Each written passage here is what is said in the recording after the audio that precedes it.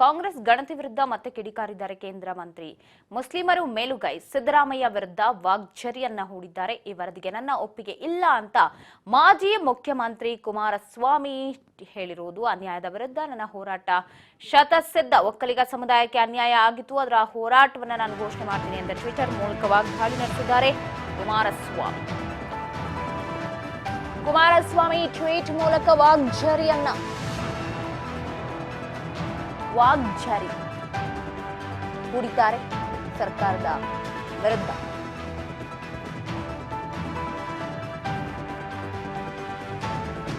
ಮುಸ್ಲಿಮರ ಮೇಲುಗೈ, ಸಿದ್ದರಾಮಯ್ಯ ವಿರುದ್ಧ ವಾಗ್ಝರಿ.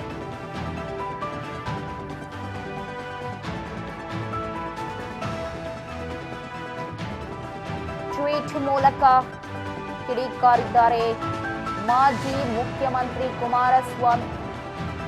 ಹೋರಾಟಕ್ಕೆ ಕರೆ ಕೊಡ್ತೀನಿ ಅಂತ ಹೇಳಿದ್ದಾರೆ. ಅನ್ಯಾಯದ ವಿರುದ್ಧ ಯಾವಾಗಲೂ ನಾನು ಹೋರಾಟ ಮಾಡ್ತೀನಿ ಅಂತ ಹೇಳಿ ಟ್ವೀಟ್ ಮಾಡಿದ್ದಾರೆ.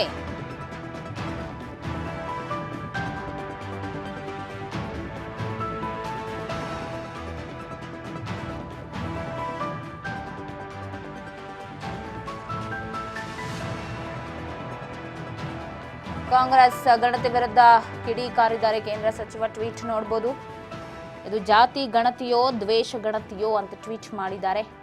ಮಂಡ್ಯ, ಕೋಲಾರ, ಚಿಕ್ಕಬಳ್ಳಾಪುರ, ರಾಮನಗರ, ಬೆಂಗಳೂರು ಗ್ರಾಮಾಂತರ, ತುಮಕೂರು, ಚಿತ್ರದುರ್ಗ ಸೇರಿ ಹಳೆ ಮೈಸೂರು ಜಿಲ್ಲೆಗಳಲ್ಲಿ ವಾಸಿಸುವಂತಹ ಒಕ್ಕಲಿಗ ಸಮುದಾಯದ ಸಂಖ್ಯೆ ಎಷ್ಟು? ಜಾತಿ ಗಣತಿ ಗಜಪ್ರಸವ ಸಂಪುಟದಲ್ಲಿ ಶಾಸ್ತ್ರೋಕ್ತವಾಗಿ ಅರಿಶಿನ ಕುಂಕುಮ ಹಚ್ಚಿ ಕಡ್ಡಿ ಹಚ್ಚಲಾಗಿದೆ. ಆ ವರದಿಯದ್ದು ಅನ್ನಲಾದ ಅಂಕಿಅಂಶಗಳು ಎಲ್ಲೆಡೆ ತೇಲಾಡ್ತಾ ಇದೆ. ಯಾವುದೋ ಅಜ್ಞಾತಕ್ಕೆ ಕೈ ಹಾಕಿ ಅದನ್ನ ವ್ಯವಸ್ಥಿತವಾಗಿ ತೇಲಿಬಿಟ್ಟಿದೆ. ಒಕ್ಕಲಿಗ ಸಮಾಜಕ್ಕೆ ಸೇರಿದ ಅಂಕಿಅಂಶ ಅಷ್ಟೇ ಅಲ್ಲ, ವೀರಶೈವ, ಲಿಂಗಾಯತ ಇನ್ನಿತರೆ ಸಮಾಜಗಳ ಸಂಖ್ಯೆಯೂ ನನಗೆ ಅಚ್ಚರಿಯನ್ನ ಹುಟ್ಟಿಸಿದೆ ಅಂತ ಹೇಳಿ ಈ ವರದಿಗೆ ನಾನು ಒಪ್ಪಿಗೆ ಇಲ್ಲ, ಅನ್ಯಾಯದ ವಿರುದ್ಧ ಹೋರಾಟವನ್ನ ಮಾಡ್ತೀನಿ, ನಾನು ಸಿದ್ಧ ಷಡ್ಯಂತ್ರ ದ್ವೇಷ ಗಣತಿ ಅಂತ ಹೇಳಿ ಸಿದ್ದರಾಮಯ್ಯನವರ ವಿರುದ್ಧ ಎಚ್ ಡಿ ಕುಮಾರಸ್ವಾಮಿ ಇಲ್ಲಿ ಆಕ್ರೋಶ ವ್ಯಕ್ತಪಡಿಸಿದ್ದಾರೆ. ಈ ಬಗ್ಗೆ ಮತ್ತಷ್ಟು ಅಪ್ಡೇಟ್ಸ್ ಕೊಡ್ತಾ ಹೋಗ್ತಾರೆ. ಪ್ರತಿನಿಧಿ ರೇಣುಕಾ ಫೋನ್ ಸಂಪರ್ಕದಲ್ಲಿದ್ದಾರೆ. ರೇಣುಕಾ, ಈಗ ಜಾತಿ ಗಣತಿ ವರದಿ ಮಂಡನೆಗೆ ಡೇಟ್ ಫಿಕ್ಸ್ ಆಗಿದೆ, ಅಂದ್ರೆ 17ಕ್ಕೆ ಫೈನಲ್ ಟಚ್ ಕೊಡ್ತಾರೆ ಅಂತ ಹೇಳಲಾಗ್ತದೆ. ಅದಕ್ಕೂ ಮೊದಲೇ ಇಲ್ಲಿ ಸಾಕಷ್ಟು ಪರವಿರೋಧದ ಚರ್ಚೆ ಶುರುವಾಗಿದ್ದು, ಕುಮಾರಸ್ವಾಮಿ ಅವರು ಕೂಡ ಟ್ವೀಟ್ ಮೂಲಕ ಆಕ್ರೋಶವನ್ನ ವ್ಯಕ್ತಪಡಿಸಿ ಇದು ಜಾತಿ ಗಣತಿನೋ ದ್ವೇಷ ಗಣತಿನೋ ಅಂತ ಪ್ರಶ್ನೆ ಮಾಡಿದ್ದಾರೆ ಸರ್ಕಾರಕ್ಕೆ.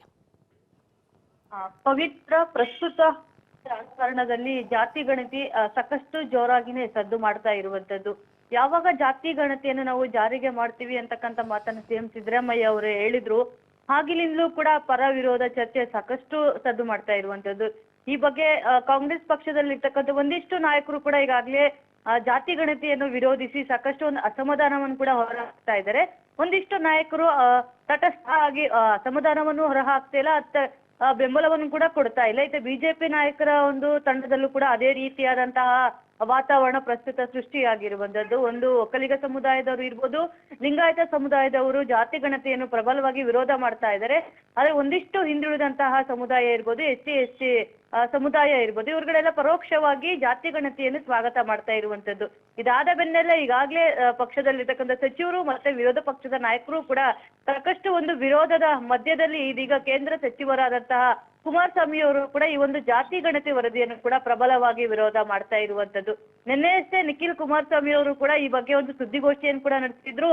ಆ ಒಂದು ಸಂದರ್ಭದಲ್ಲೂ ಕೂಡ ಕೇವಲ ರಾಜಕೀಯ ಉದ್ದೇಶಕ್ಕಾಗಿ ಈ ರೀತಿಯಾದಂತಹ ಜಾತಿ ಗಣತಿ ಅಸ್ತ್ರವನ್ನು ಈಗ ಸದ್ಯ ಸಿದ್ದರಾಮಯ್ಯ ಅವರು ಉಪಯೋಗ ಮಾಡ್ಕೊಳ್ತಾ ಇದ್ದಾರೆ ಅಂತಕ್ಕಂಥ ಆರೋಪವನ್ನು ಕೂಡ ಈಗಾಗಲೇ ಮಾಡಿದ್ರು. ಇದರ ವಿಚಾರವಾಗಿಯೇ ಈಗಾಗಲೇ ಜಾತಿ ಗಣತಿ ವರದಿಯನ್ನು ಕೂಡ ಮೊನ್ನೆ ನಡೆದಂತಹ ಒಂದು ಕ್ಯಾಬಿನೆಟ್ ಅಲ್ಲೂ ಕೂಡ ಈಗಾಗಲೇ ಮಂಡನೆ ಮಾಡಿರುವಂತದ್ದು. ಮತ್ತೊಮ್ಮೆ ಪ್ರತ್ಯೇಕವಾಗಿ ಈ ಒಂದು ಜಾತಿ ಗಣತಿ ವಿಚಾರವನ್ನು ಚರ್ಚೆ ಮಾಡಬೇಕು, ಅನುಷ್ಠಾನಕ್ಕೆ ತರಬೇಕು ಅನ್ನೋ ಒಂದು ನಿಟ್ಟಿನಲ್ಲೂ ಕೂಡ ಈಗಾಗಲೇ ಸಿಎಂ ಸಿದ್ದರಾಮಯ್ಯ ಅವರು ಮತ್ತೊಂದು ವಿಶೇಷ ಸಚಿವ ಸಂಪುಟವನ್ನು ಕೂಡ 17ಕ್ಕೆ ಕರೆದಿರುವಂತದ್ದು. ಈ ಒಂದು ಸಂದರ್ಭದಲ್ಲೂ ಕೂಡ ಈಗಾಗಲೇ ಪರ ವಿರೋಧ ಚರ್ಚೆಗಳು ಜೋರಾಗಿ ನಡೀತಾ ಇದೆ. ಇತ್ತ ವೀರಶೈವ ಮಹಾಲಿಂಗಾಯತರ ಸಭಾ ಕೂಡ ಅವರು ಕೂಡ ಸಭೆಯನ್ನು ಕೂಡ ನಡೆಸ್ತಾ ಇದ್ದಾರೆ. ಒಕ್ಕಲಿಗ ನಾಯಕರೊಟ್ಟಿಗೆ ಇಂದು DCM ಮತ್ತೆ ಸಭೆಯನ್ನು ಕೂಡ ನಡೆಸ್ತಾ ಇದ್ದಾರೆ. ಇದರ ಮಧ್ಯೆ ಕುಮಾರಸ್ವಾಮಿ ಅವರು ಕೂಡ ಸದ್ಯ ರಾಜ್ಯ ಸರ್ಕಾರದ ವಿರುದ್ಧ, ಅದರಲ್ಲೂ ಕೂಡ ಸಿದ್ದರಾಮಯ್ಯನ ವಿರುದ್ಧ ಪ್ರಬಲವಾಗಿ ಟೀಕೆ ಅಸ್ತ್ರವನ್ನು ಕೂಡ ಪ್ರಸ್ತುತ ಅವರು ಕೂಡ ಪ್ರಹಾರ ಮಾಡಿರುವಂತದ್ದು. ಇಂದು ತಮ್ಮ ಎಕ್ಸ್ ಖಾತೆಯ ಮೂಲಕ ಟ್ವೀಟ್ ಮಾಡಿ ಕುಮಾರಸ್ವಾಮಿ ಅವರು ರಾಜಕೀಯ ಉದ್ದೇಶಕ್ಕಾಗಿ ಈ ರೀತಿಯಾದಂತಹ ಜಾತಿ ಗಣತಿಯನ್ನು ವರದಿಯನ್ನು ಜಾರಿ ಮಾಡಲಿಕ್ಕೆ ಸರ್ಕಾರ ಮುಂದಾಗಿರುವಂತದ್ದು. ರಾಮನಗರ, ಕನಕಪುರ, ಹಳೆ ಮೈಸೂರು ಭಾಗದಲ್ಲಿ ಒಕ್ಕಲಿಗರ ಸಂಖ್ಯೆ ಎಷ್ಟಿದೆ ಅನ್ನುವುದು ಸರ್ಕಾರಕ್ಕೆ ಗೊತ್ತಿಲ್ಲ. ಕೇವಲ 10 ವರ್ಷಗಳ ಹಿಂದೆ ನಡೆಸಿದಂತಹ ಸಮೀಕ್ಷೆಗಳ ಪ್ರಕಾರ ಈ ಒಂದು ಮೀಸಲಾತಿ ಇರ್ಬೋದು, ಮತ್ತೆ ಶೈಕ್ಷಣಿಕ, ಸಾಮಾಜಿಕ ಈ ರೀತಿಯಾದಂತಹ ಒಂದಿಷ್ಟು ಮೀಸಲಾತಿಗಳನ್ನು ಕೂಡ ಕೊಡ್ಲಿಕ್ಕೆ ಸರ್ಕಾರ ಮುಂದಾಗಿರುವಂತದ್ದು ನಾನು ಖಂಡಿಸ್ತೇನೆ. ಒಕ್ಕಲಿಗರಿಗೆ ಯಾವುದೇ ಅನ್ಯಾಯ ಆದ್ರೆ ಅದರ ಪರವಾಗಿ ನಾನು ಹೋರಾಟ ಮಾಡೇ ಮಾಡ್ತೀನಿ. ಒಕ್ಕಲಿಗರೇ ಅನ್ಯಾಯ ಆಗೋ ರೀತಿಯಲ್ಲಿ ನಾನು ಯಾವತ್ತೂ ಕೂಡ ನಡ್ಕೊಳ್ಳಲ್ಲ. ಅಂತಹ ಸನ್ನಿವೇಶ ಬಂದ್ರೆ ನಾನು ಹೋರಾಟಕ್ಕೂ ಕೂಡ ಇಳಿಲಿಕ್ಕೆ ಶತಸಿದ್ಧ ಅಂತಕ್ಕಂಥ ಮಾತುಗಳನ್ನು ಕೂಡ ಈಗಾಗಲೇ ಕೇಂದ್ರ ಸಚಿವರಾದಂತಹ ಕುಮಾರಸ್ವಾಮಿ ಅವರು ಕೂಡ ಹೇಳಿರುವಂತದ್ದು. ಅದೇ ರೀತಿಯಾಗ್ಲೂ ಕೂಡ ಸಾಕಷ್ಟು ಒಂದು ಒಕ್ಕಲಿಗ ನಾಯಕರು ಕೂಡ ಕಾಂಗ್ರೆಸ್ ನಲ್ಲಿರ್ತಕ್ಕಂಥ ಒಕ್ಕಲಿಗ ನಾಯಕರು ಕೂಡ ಈ ಒಂದು ಜಾತಿ ಗಣತಿಯನ್ನು ಪ್ರಬಲವಾಗಿ ವಿರೋಧ ಮಾಡ್ಕೊಂಡು ಬರ್ತಾನೆ ಇದ್ದಾರೆ.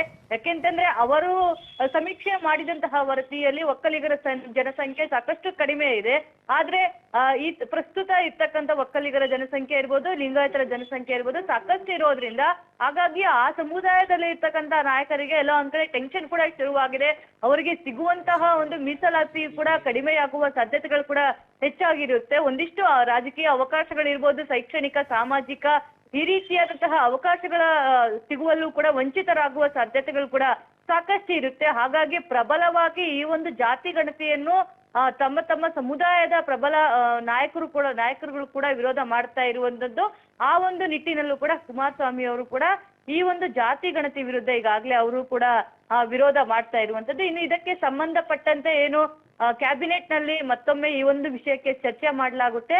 ಆ ಒಂದು ಸಂದರ್ಭದಲ್ಲೂ ಕೂಡ ಕುಮಾರಸ್ವಾಮಿ ಅವರು ಕೂಡ ತಮ್ಮ ಒಂದು ಕ್ಷೇತ್ರದಲ್ಲಿ ಯಾರೆಲ್ಲ ಒಕ್ಕಲಿಗ ನಾಯಕರು ಬರಬಹುದು ಅವರೆಲ್ಲರೊಟ್ಟಿಗೂ ಕೂಡ ಸಭೆ ಮಾಡಿ ಅವರು ಕೂಡ ಮುಂದಿನ ಒಂದು ಹೋರಾಟವನ್ನು ತೀರ್ಮಾನಿಸುವ ಸಾಧ್ಯತೆಗಳು ಕೂಡ ಹೆಚ್ಚಾಗಿರುತ್ತೆ. ಪವಿತ್ರ, ರೇಣುಕಾ, ಒಂದ್ ಕಡೆ ಅವರು ಹೇಳ್ತಾ ಇದ್ರು ಹೋರಾಟಕ್ಕೂ ಕೂಡ ನಾನು ಕರೆ ಕೊಡ್ತೀನಿ, ಮುಂದೊಂದು ದಿನ ದೊಡ್ಡದಾಗಿ ಹೋರಾಟ ಮಾಡ್ತೀವಿ ನಾವು ಒಕ್ಕಲಿಗ ಸಮುದಾಯವನ್ನೆಲ್ಲ ಸೇರಿಸ್ಕೊಂಡು ಅಂತ. ಈ ಹೋರಾಟ ಯಾವ ರೀತಿಯಾಗಿರತ್ತೆ ಅಂತ, ಯಾಕಂದ್ರೆ ಈಗಾಗಲೇ ನೀವೇ ಹೇಳ್ದಂಗೆ ಡಿ ಕೆ ಶಿವಕುಮಾರ್ ಅವರು ಕೂಡ ಮೀಟಿಂಗ್ ಅನ್ನ ಕರೆದು ಅವರೊಂದು ಕಡೆ ತಂತ್ರವನ್ನ ಹೆಣಿತಾ ಇದ್ದಾರೆ. ಕುಮಾರಸ್ವಾಮಿ ಅವರು ಯಾವ ತರ ಟಕ್ಕರ್ ಕೊಡಬಹುದು ಸರ್ಕಾರಕ್ಕೆ? ಪವಿತ್ರ, ಏನು ಈಗಾಗ್ಲೇ ತಮ್ಮ ಸಮುದಾಯದ ನಾಯಕರು ಮತ್ತೆ ತಮ್ಮ ಸಮುದಾಯವನ್ನು ಬಲಿಷ್ಠ ಮಾಡ್ಕೊಳ್ಬೇಕು ಅನ್ನೋ ಒಂದು ನಿಟ್ಟಿನಲ್ಲೂ ಕೂಡ ಪ್ರಮುಖವಾಗಿ ಲಿಂಗಾಯತ ಸಮುದಾಯದವರು ನಿವೃತ್ತರಾದಂತಹ ನ್ಯಾಯಾಧೀಶರ ಒಂದು ಆಯೋಗವನ್ನು ರಚನೆ ಮಾಡಿ ಮತ್ತೊಮ್ಮೆ ಸಮೀಕ್ಷೆ ಮಾಡಿ ತಮ್ಮ ಒಂದು ಸಮುದಾಯದಲ್ಲಿ ಎಷ್ಟು ಜನ ಇದ್ದಾರೆ, ಎಷ್ಟು ಜನಸಂಖ್ಯೆ ಇದೆ ಅಂತಕ್ಕಂಥ ವಿಚಾರವನ್ನು ಸಮೀಕ್ಷೆ ಮಾಡ್ಬೇಕು ಅಂತ ಹೇಳಿ ಕೂಡ ಅವರು ಕೂಡ ಎಲ್ಲ ಒಂದ್ ಕಡೆ ಚಿಂತನೆಯನ್ನು ಕೂಡ ಮಾಡ್ಕೊಂಡಿದ್ದಾರೆ. ಅದೇ ಪ್ರಕಾರವಾಗಿ ಜಾರಿ ಮಾಡ್ಬೇಕು ಅಂತಕ್ಕಂಥ ಒಂದು ಆಲೋಚನೆಯಲ್ಲೂ ಕೂಡ ಪ್ರಸ್ತುತ ಲಿಂಗಾಯತ ಸಮುದಾಯದವರು ಇರುವಂತದ್ದು. ಅದೇ ರೀತಿಯಾಗಿಯೂ ಕೂಡ ಒಕ್ಕಲಿಗ ಸಮುದಾಯದವರು ಕೂಡ ಈ ರೀತಿಯಾದಂತಹ ತಮ್ಮ ಒಂದು ನಿವೃತ್ತ ನ್ಯಾಯಾಧೀಶರ ಒಂದು ನಿಯೋಗವನ್ನು ಕೂಡ ರಚನೆ ಮಾಡುವ ಸಾಧ್ಯತೆಗಳು ಕೂಡ ಇರುತ್ತೆ. ಅವರು ಕೂಡ ತಮ್ಮ ಒಂದು ಸಮುದಾಯದಲ್ಲಿ ಎಷ್ಟೆಲ್ಲ ಜನಸಂಖ್ಯೆ ಇದೆ ಮತ್ತೆ ಅವ್ರಿಗೆ ಎಷ್ಟೆಲ್ಲ ಮೀಸಲಾತಿ ಸಿಗ್ತಾ ಇದೆ, ಹಿಂದೆ ಎಷ್ಟು ಜನಸಂಖ್ಯೆ ಇದ್ರು, ಪ್ರಸ್ತುತ ಎಷ್ಟಿದ್ದಾರೆ, ಅವ್ರಿಗೆ ಎಷ್ಟೆಲ್ಲ ಅವಕಾಶ ವಂಚಿತರಾಗಿದ್ದಾರೆ ಅನ್ನೋದ್ರ ಬಗ್ಗೆಯೂ ಕೂಡ ಸಮೀಕ್ಷೆ ಮಾಡಬಹುದು. ಅದಾದ ನಂತರವೂ ಕೂಡ ಏನು ಪ್ರಸ್ತುತ ರಾಜ್ಯ ಸರ್ಕಾರ ಅದರಲ್ಲೂ ಕೂಡ ಪ್ರಮುಖವಾಗಿ ಸಿಎಂ ಸಿದ್ದರಾಮಯ್ಯ ಅವರು ತಮ್ಮ ಒಂದು ಕುರ್ಚಿಯನ್ನು ಸೇಫ್ ಮಾಡ್ಕೊಳ್ಳಕ್ಕೆ ಜಾತಿ ಗಣತಿ ಅಸ್ತ್ರವನ್ನು ಉಪಯೋಗ ಮಾಡ್ತಾ ಇದ್ದಾರೆ ಅಂತಕ್ಕಂಥ ಆರೋಪವನ್ನು ಕೂಡ ಈಗ ಸದ್ಯ ಬಿಜೆಪಿ ಮತ್ತೆ ಜೆಡಿಎಸ್ ನಾಯಕರು ಕೂಡ ಮಾಡ್ತಾ ಇರುವಂತದ್ದು. ಅದನ್ನೇ ಒಂದು ಅಸ್ತ್ರವನ್ನಾಗಿ ಇಟ್ಕೊಂಡು ಕೂಡ ಜೆಡಿಎಸ್ ನವರು ಮೊನ್ನೆಯಷ್ಟೇ ಒಂದು ಬೆಲೆ ಏರಿಕೆ ವಿರುದ್ಧ ಸಾಕಷ್ಟು ಒಂದು ಉಗ್ರವಾದ ಹೋರಾಟವನ್ನು ಕೂಡ ಮಾಡಿದ್ರು. ವಿಧಾನಸೌಧ ಚಳವಳಿ ಮೂಲಕ ಎಲ್ಲೋ ಒಂದ್ ಕಡೆ ಜನರ ಮನಸ್ಸನ್ನು ಸೆಳೆಯುವ ಪ್ರಯತ್ನವನ್ನು ಕೂಡ ಜೆಡಿಎಸ್ ನಾಯಕರು ಮಾಡಿದ್ರು. ಅದಾದ ನಂತರ ಇದೀಗ ಜೆಡಿಎಸ್ ನಾಯಕರಿಗೆ ಮತ್ತೊಮ್ಮೆ ಅವಕಾಶ ಸಿಕ್ಕಂತಾಗಿದೆ. ಯಾಕೆಂತಂದ್ರೆ ಅವರು ಜೆಡಿಎಸ್ ಪ್ರಾಬಲ್ಯ ಹೊಂದಿದಂತಹ ಕ್ಷೇತ್ರಗಳಾದಂತಹ ಹಳೆ ಮೈಸೂರು ಭಾಗದಲ್ಲಿ ಸಾಕಷ್ಟು ಒಕ್ಕಲಿಗ ಜನಸಂಖ್ಯೆ ಇರೋದ್ರಿಂದ ಅವರ ಒಂದು ಮನಸೆಳೆಯುವ ಒಂದು ಪ್ರಯತ್ನವನ್ನು ಕೂಡ ಕುಮಾರಸ್ವಾಮಿ ಮಾಡಬಹುದು. ಆ ಒಂದು ಭಾಗದಲ್ಲಿ ಸರ್ಕಾರದ ವಿರುದ್ಧ ಪ್ರತಿಭಟನೆಯನ್ನು ಕೂಡ ಮಾಡಬಹುದು, ಸಮಾವೇಶಗಳನ್ನು ಕೂಡ ಮಾಡಬಹುದು. ಯಾವ ರೀತಿಯಾಗಿ ರಾಜ್ಯ ಸರ್ಕಾರ ಒಂದಿಷ್ಟು ಸಮುದಾಯಗಳಿಗೆ ಅನ್ಯಾಯ ಮಾಡ್ತಾ ಇದೆ ಅಂತಕ್ಕಂಥ ವಿಚಾರವನ್ನು ಮುಂದಿಟ್ಕೊಂಡು ಸರ್ಕಾರದ ವಿರುದ್ಧ ಚಾಟಿ ಬೀಸುವುದರ ಮುಖಾಂತರ ತಮ್ಮ ಒಂದು ಶಕ್ತಿ ಪ್ರದರ್ಶನ ಮತ್ತೆ ತಮ್ಮ ಮತ ಬ್ಯಾಂಕ್ ಅನ್ನು ಮತ್ತಷ್ಟು ಭದ್ರಗೊಳಿಸುವ ಒಂದು ಪ್ರಯತ್ನವನ್ನು ಕೂಡ ಮಾಡುವ ಸಾಧ್ಯತೆಗಳು ಕೂಡ ಹೆಚ್ಚಾಗಿರುವಂತದ್ದು. ಪವಿತ್ರ, ಥ್ಯಾಂಕ್ ಯು ರೇಣುಕಾ ಮಾಹಿತಿಗಾಗಿ.